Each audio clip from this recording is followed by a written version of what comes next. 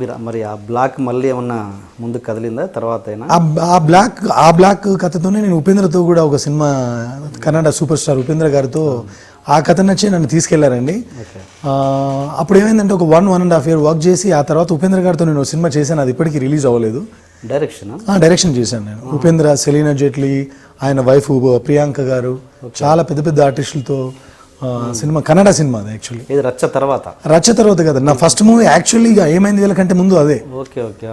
So అప్పుడు అది చేయడం, అది ఆ మూవీ రిలీజ్ అవ్వకుండా అక్కడ ఆగిపోయిన తర్వాత ఓహో పెద్ద బడ్జెట్ సినిమాలు కావచ్చు, పెద్ద కాన్సెప్ట్ అంటే కాన్సెప్ట్లో ఏదైనా మన డబ్బుతో కూడుకున్న ఎపిసోడ్లు ఉండడం వల్ల ఈ హీరోలు కొంచెం భయపడుతున్నారు, లేదంటే హీరోలకు నా మీద ఆ నమ్మకం రావట్లేదు అనే ఉద్దేశంతో అప్పుడు మళ్ళీ ఏమైంది ఏంటి అది రిలీజ్ కాకపోవడానికి కారణాలు?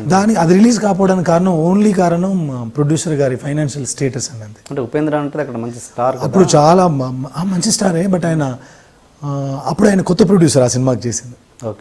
ఆయన కూడా కేవలం నేను ఇక్కడ నుంచి వెళ్ళిన కొత్తవాడిని, ప్రొడ్యూసర్ కొత్తవాడు. సో కొన్ని కారణాల వల్ల అది అలా. మీరు త్రివిక్రమ్ గారితో కూడా వర్క్ చేశారా ఈ పోసాని కృష్ణమూర్తి గారు? లేదండి, త్రివిక్రమ్ గారు నాకు సీనియర్ అనమాట. త్రివిక్రమ్ గారు మురళి గారి దగ్గర మానేసిన తర్వాత నేను జాయిన్ అయ్యాను. ఇది త్రివిక్రమ్ గారు బయటకు వెళ్ళాక మీరు అందులో త్రివిక్రమ్ గారితో మీరు కలిసి ట్రావెల్ చేయలేదు. ఎందుకంటే మీరు ఏమైంది వీళ్ళలో కొంచెం ఆయన టచ్ బాగా కనబడుతుంటుంది, అయితే నాకు ఎందుకు డౌట్. అవునా? నేను ఆయన దగ్గర వర్క్ చేయలేదు. ఓకే అప్పటికి వీళ్ళందరూ మానేశారు ఆయన దగ్గర. నేను అప్పుడు జాయిన్ అయ్యాను. బట్ బెంగాల్ టైగర్లో డైలాగ్స్ కూడా అద్భుతంగా ఉండబోతున్నాయి. మళ్ళీ ఏమైంది వీళ్ళకి, ఎలాంటి డైలాగ్స్ ఎలాంటి రియాక్షన్ అయితే వచ్చిందో ఇప్పుడు మళ్ళీ బెంగాల్ టైగర్ ఏమనుకున్నామంటే రచ్చలో మీకు కొంచెం రెస్ట్రిక్షన్స్ 100% లేదండి.